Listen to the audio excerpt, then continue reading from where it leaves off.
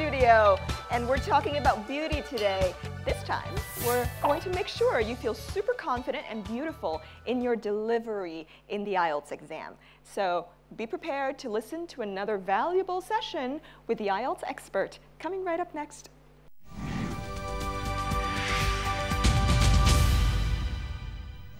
It's a wonderful studio again, and today we have a new expert in the IELTS expert section. If you're wondering who the IELTS expert is, you're going to be able to find out who she is right now. She's one of the few women that is directing the IELTS program. And let's see who she is. Mel, come on out. So nice to have you. Hello, thank you, Phoebe. Thank you, Mel. Have a great seat over there in the lovely red seat. Well, I heard you're from Wales, so welcome. And can you tell us a little bit about where you're from and you know, what is being Welsh like? Being Welsh is fabulous. But the Welsh people are a very proud people, and it is a wonderful place to live and work. Mm-hmm. It's wonderful to have you on the show, and this is your first episode on the show. Mm-hmm. All right, so let's see who's lucky today, because we have a short quiz before we go into the IELTS knowledge. Audience, are you ready to answer true or false to our quiz question? All right, so today's quiz question is, you can write as many words as you want for all answers. Is this true or is this false? Who wants to volunteer their answer? Hi everyone, my name is Nhi. I'm a freshman at Foreign Trade University, and my answer is false. Your answer is false, and why do you think it's false? Because in reading we have a limitation, only 2 or 3 words, and we must have keywords to answer. You know, thank you, Nhi, for your answer. And she said false. And this is a reading section type of question. What do you think? She is 100% correct, absolutely. In a reading test, most students are aware the question will say up to 3 words and or an answer. So you can choose to write 1, 2 or 3 words. However, there's another piece of advice I'd love to give. Please read the answer very, very carefully, especially if you have to fill in a sentence, because the answer might require an article. If the correct answer is a classroom or the classroom, and you only write classroom, you will not get any marks. Oh, okay, that's something to be very careful about. Mm-hmm. And we can talk a little bit more about the reading section. Mm-hmm. So, you know, what are some of your tips for the reading section? Okay. Well, I think a lot of students feel a little bit worried when they're trying to prepare for reading, because it is challenging. Of course, your focus should be on trying to improve your vocabulary as much as possible and knowing synonyms for words. Another thing I'd say to be very careful of is be careful about capitals. Often the correct answer is the name of a person, and if you don't start that person's name with a capital letter, even if you've spelled it correctly, you will not get any points. For every single question, your answers must be spelt correctly, so really, really double check on that. And finally, I'd say just read the question instructions very carefully. Students try to rush because they worry, you know, they worry that they're going to be behind time. So really read the question carefully, look out for synonyms, and double check spelling, capital letters, and articles for full marks. Fantastic tips. Thanks so much. All right, well, we're going to open the floor for the audience to ask you even more questions. Great. So it's time for you to ask questions, guys. Don't waste this opportunity. Who has a question? Hello everybody, I'm Chuỗi. I'm from National Economics University in Hanoi, and I have a question for you. And in speaking part 2, if we are given a topic that we don't know a lot about, what should we do to come up with ideas? Well, I think my best advice for that is to remember IELTS is testing your speaking, your pronunciation, your vocabulary. It's not testing your knowledge on robotics or IT or outer space. So the important thing is to give your opinions in a calm way, using good vocabulary and using idioms where appropriate, not to try to remember knowledge that you may have learned in school a few years ago. I think that's a great tip. Thank you. Any other questions, guys? Hello everybody, my name is Tùng. Right now I'm a student at Hanoi Law University. I have a question for you in writing skill. When it comes to generating idea, I don't know how to do it, so can you have us in our writing skill? Well, the best way I do it is to tell students to imagine that they are standing in the middle of a blank sheet of paper with their city around them and the world around that. And you can give an example from your life, then an example from your city, and then an example from another country.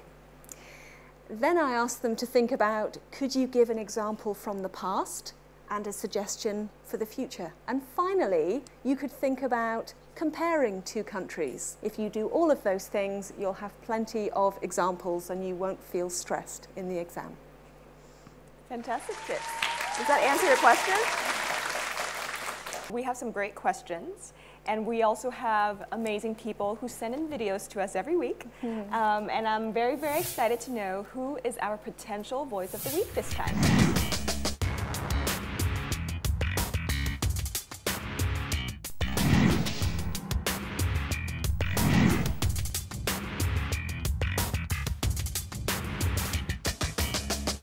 So let's see who the contender for the Voice of the Week section is this time. I heard he is quite good. Let's see who he is. Hey, my name is Nguyễn Thành An, and I'm currently 17 and studying at Lomonosov High School. Today, I'd like to talk about how I learned English. My parents work in the Vietnamese embassy, so they often travel a lot and go to many countries, and one of the countries that my family has gone to is South Africa. When I was 4 years old, we came there, and surrounding myself with a lot of friends and a lot of native English speakers, my English improved dramatically. And for a 4-year-old, I have to say I was really good at English. The most fond memory I have with studying and learning English was when I was 5 or 6 years old. My father used to bring home English books for me every day and read them with me every night and translating them. So from there, my English improved a lot, and my pronunciation, my speaking, and my vocabulary just, skyrocketed. So thanks for listening, and hope I get a response or get something out of this. Well, Thành An, we had a response. We selected you. So Thành An, where are you? Just get into the studio now. All right, thank you. Get out now.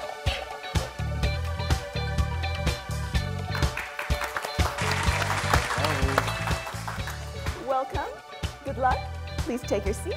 All right, thank you. Thank you. Well, let's start with part 1 of the IELTS speaking test. All right. Do you like to travel? I actually love to travel, and I've traveled a lot before. I've been to a lot of countries, and I, just enjoy seeing many different places, learning different cultures, and, seeing a lot of places in general. Okay, thank you.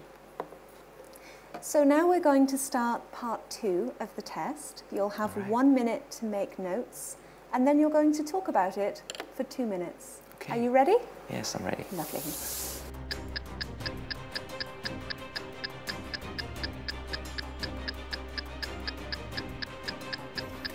Begin. All right, so right now I would like to describe a time that I had to change my plan or change my mind. So going back to 2 years ago, after around 4 or 5 years pursuing my passion, which is playing football, I joined the Hanoi TNT Under-16 Academy to play football professionally. And after spending a few weeks there, I realized that the professional environment wasn't for me. So I decided to quit and pursue my academic goals. And until this day, I can still remember the sheer feeling of disappointment, where you had to give up your dreams to follow. That's the reason why I changed and made the new plan was to absolutely get my head down and follow my academic goals, to study English, to study academic subjects like literature or math. And I felt like the change was justified. After 2 years, I felt like my English has dramatically improved. You know, I've gone to several English competitions and won them. Even though, you know, I'm happy with the change, sometimes I still have doubts lingering in the back of my head that, you know, what if I just kept going at it and pursuing my passion? Maybe I could have became a professional soccer player. Maybe I would have failed. Who knows? But yeah, that's the decision I made, and I'm gonna have to live with it. Thank you for that. So let's go to part 3. So what are the common reasons people need to change plans? I think the common reason that people have to change plans, whether, you know, it's just short-term plans or long-term plans in their life, is discontentment.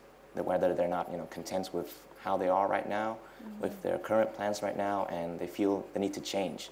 And, you know, the need to change is more than, you know, the fear of staying where they are. Yeah, that's the main reason, I think. Okay. Well, that is the end of the test. All right. Thank you very much. Thank you very much. Well done.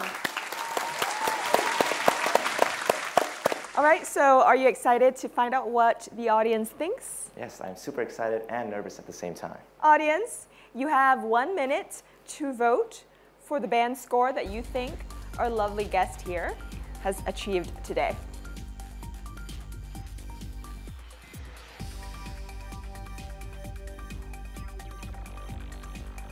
All right, the results are in, and the audience seems to agree with each other.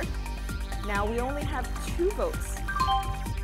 And the first vote is from a band 7 to a 7.5. And that's 32% of our audience. And the remaining 68% of the audience thinks he achieved above a 7.5 band. So, fantastic work. The audience loves your performance. And so Mel, I'm excited to know what you think. It was a very, very strong answer today. And I think in terms of vocabulary, the candidate was certainly well over a band 7 and really pulling out some fantastic idioms and able to answer very, very well. In terms of how to improve though, what would have slightly brought your score down was that you weren't paraphrasing the questions. So when I asked a question about making a plan, you kept repeating the word make a plan or change a plan. So all the way through, remember, if you paraphrase the question, you will get a higher mark. But overall, a fantastic answer. Really well done. Thank you, thank you. And remember, there are 2 final Voice of the Year prizes. One is, of course, for everybody that's participated on the show. So Thành An, you stand a chance to win a trip to the UK at the end of this year. And the second winner is a winner from the online sources. So make sure you do record yourself and send it to us.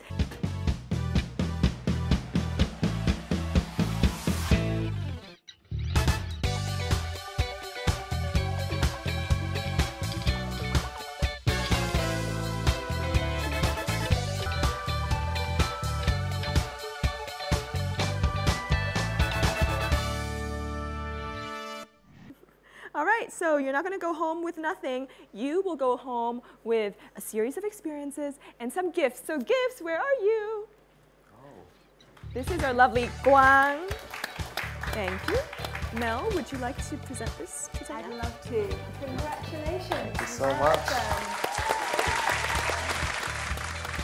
All right, guys, you know, as you've seen our Voice of the Week, you've seen our expert section, and now you're going to be able to explore even further Mel's home country.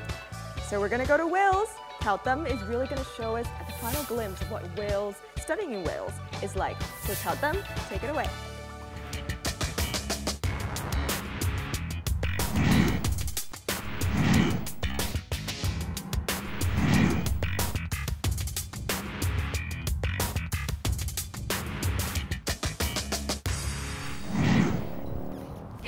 Hello studio and hello everyone, and this is Thảo Tâm and Study in UK 101.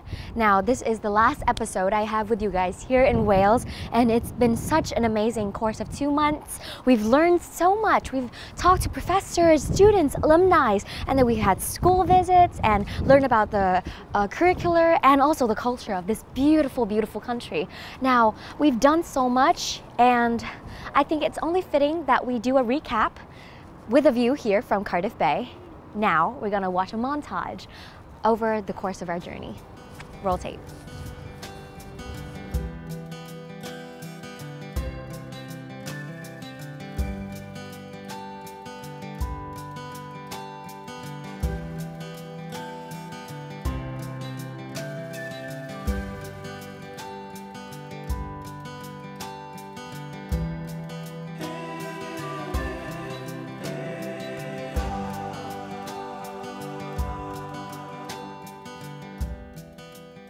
We're at Cardiff Metropolitan University and we are here with Chris Kelly, who is going to help you guys answer a few questions upon pre-arrival. Yes, and Chris, could you introduce yourself a bit? Absolutely. So I'm Chris, I'm the Regional Manager for Southeast Asia at Cardiff Metropolitan University. My job is to help students from Vietnam and other countries in the region with their application to come and study here in the UK and to give them all the advice and guidance that they need about what the experience of study will be and what they need to do to prepare. Now, the idea of traveling to the UK for attending a university is quite overwhelming, would you say? Absolutely. If you've never been to Europe before or this part of the world, it's going to be a very new experience. Culturally, of course, you know, things are going to be a bit of a change from what you might be used to in Vietnam. That being said, people in the UK are very friendly, they're very welcoming, particularly here in Wales. That's about the regional culture here. So is there one regional culture that the audience should be made aware of, or something that should be looking forward to? It's a funny thing. So I lived in England for many years, and then I've lived in Wales for about 8 years.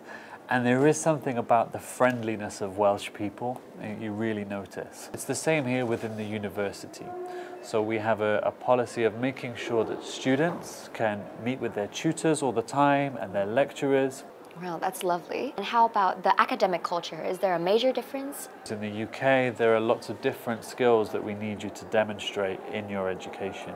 So some of it could be exams. Other things could be presentations, either individually or maybe a group presentation. Other times you have to write essays or reports, or you might even be going out into a job-based experience and have a work experience placement and then writing about your experience afterwards. So we want to give you the kind of skill set and support to help you to be able to do that, because we know it's quite a different system. So this is a lot of information to take in, right. Indeed, and this is something we can research beforehand, but of course there are different things we must prepare for pre-arrival. So is there any pre-arrival tips that must be noted, like accommodation, visa? How do those things process? Right. So accommodation, you have a few different options. You can live at the university, okay? So you have a dormitory room, which would be a private room, private bathroom, and then a shared kitchen with maybe 4 or 5 other students. If you prefer, and actually this is what a lot of our students from Vietnam do, our university, and then we put you in touch with the Vietnamese society, all right? The Viet lovely. So there are 3 universities in Cardiff. So we make sure that the students get to meet each other and be in contact with each other. So when you get to Cardiff, you've got a few friends, people you've been in touch with. You might decide, actually, you know what, let's share an apartment together. Let's live in the city together because I think we'd get on. And then you have those friendships right from the beginning. 2 more things that we want to note is visas and bank accounts. Right. So for your visa, when you come to the UK, you have what's called a Tier 4 student visa. All right. What that means is that you have to be sponsored by the university. So we have to say, we've checked your application and we think you are a genuine student and we want to support you in coming to study in the UK, right? Then you submit an application to the UKVI, UK Visas and Immigration, all right? It's an online application. What we would suggest is that because Cardiff Met University has an office in Vietnam, our team there in Ho Chi Minh City can actually help you to do that visa application. And last but not least, the bank accounts. Right. So many students will open a bank account as soon as they arrive in the UK. We actually have a bank, Santander, one of the big international banks. They have a branch here at the university campus. So we have welcome days where the bank will show you all the documents that you need to open an account here. Then you would have a student bank account which you can use for all of your bills, all your shopping, everything you need. Very, very easy. The things that you guys should note before coming into the UK or Wales is that the accommodations on campus or off campus is fine. The visa process is long, but you can get help because there are offices in Vietnam too. And last but not least, the bank account. You guys should prepare for that, but also there is help available. So thank you, Chris, for all the useful advice. And as he mentioned, there is a very large Vietnamese society here in Cardiff and also in the UK. So we're going to go to them and hear about what they feel.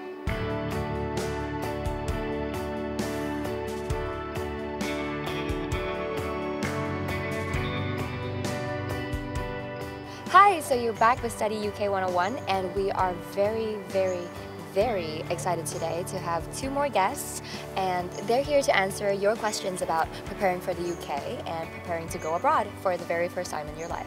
So today we have with us Nikki and Hip, and could you guys introduce yourself briefly?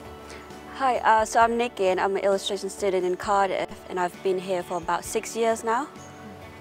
Hi, my name is Hip. I just finished my Master in Hospitality and Tourism Management, and I've been here for 2 years.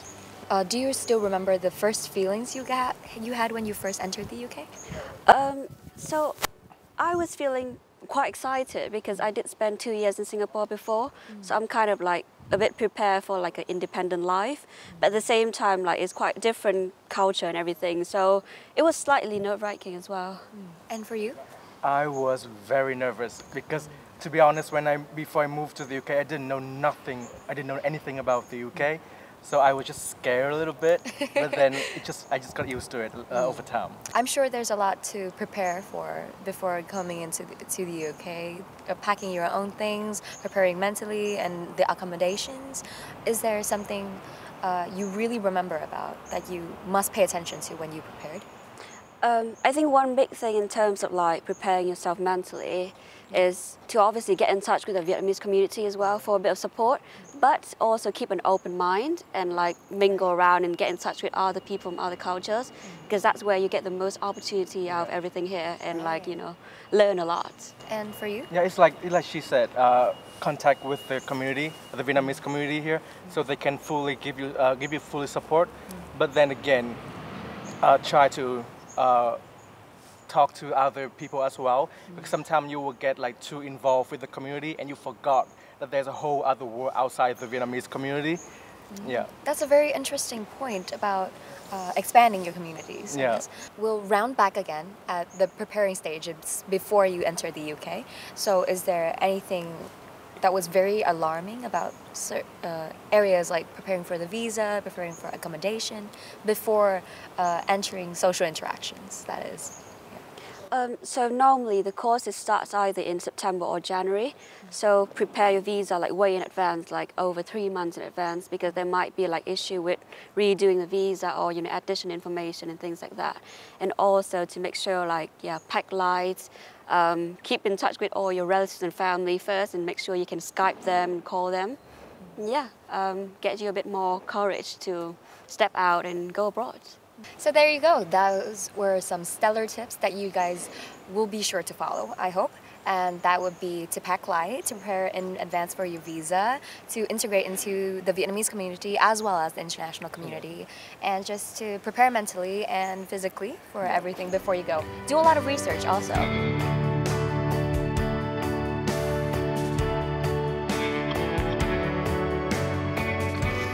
So that's it. That is Studying UK 101 with IELTS FACE-OFF in Wales.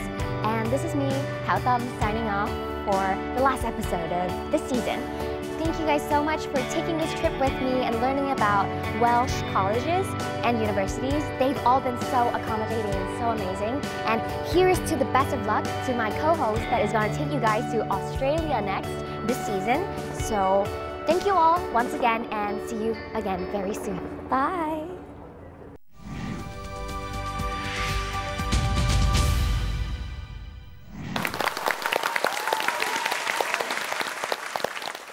You've just seen an amazing reel of what it's really like to study and live in Wales.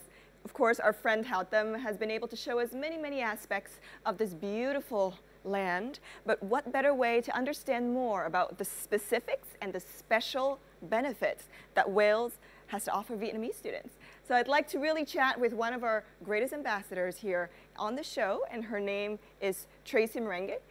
Hello, Tracy. Hi there. Thanks a lot for coming, and thanks a lot for being here today. We do have a couple of questions for you. So first of all, you're head of Global Wales. What is Global Wales?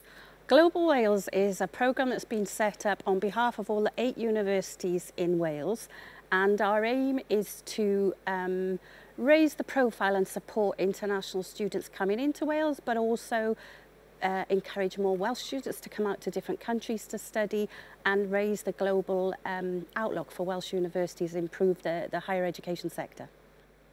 And I do understand at the moment Vietnamese students are quite loved in Wales. Are there any special governmental policies with regards to Vietnamese students to encourage them to study in Wales? Absolutely. The Global Wales programme was set up just over a year ago. Whilst we wanted to reach every student in the world, obviously we needed to prioritise certain areas to work with, and Vietnam has got such a fast-growing student market in terms of Vietnamese students want to come out to different countries to study, and we were able to work with both ministers in Vietnam and with Wales, the education ministers, and they have signed some agreements so that Wales and Vietnam work together to support this. We do know that Wales universities have a very, very special relationship with the Chevening Scholarship. Can you tell us a little bit more about Welsh universities as well as the Chevening Scholarship? Yes, of course. One of the other elements of the Global Wales programme is to support Chevening students coming to Wales. So we have an extra 20 scholarships available for Vietnamese students who have studied their undergraduate degree. Fantastic. So not only will you have an opportunity to study at one of the best institutions in the world, you may have an opportunity to be funded for your studies. So make sure you check out the Chevening website as well as the IELTS FACE-OFF social media mediums to find out how and when you can apply. Thank you, Tracy, for delivering all of the information that you did. And thank you, Thảo Tâm, for showing us what Wales and all of the Welsh universities look like. It's wonderful spending time with you on the screen. And now, even though we're really sad to say goodbye to Study UK 101, but we're going to rejoin our other friend, Michael Liu, in Australia. And he's going to be able to show us some Australian universities.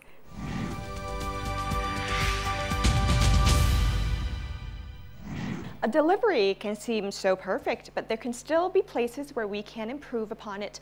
And I think beauty is the same thing. We're all in a constant process of perfecting and improving ourselves. And I think, beauty is just something that we can never stop discussing. And different people will have different opinions.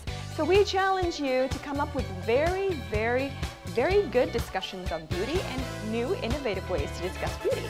And maybe you'll become one of the greatest IELTS speakers of all time, and of course, one of the greatest speakers of your time. Until next time, we'll see you again. Ciao, ciao, ciao.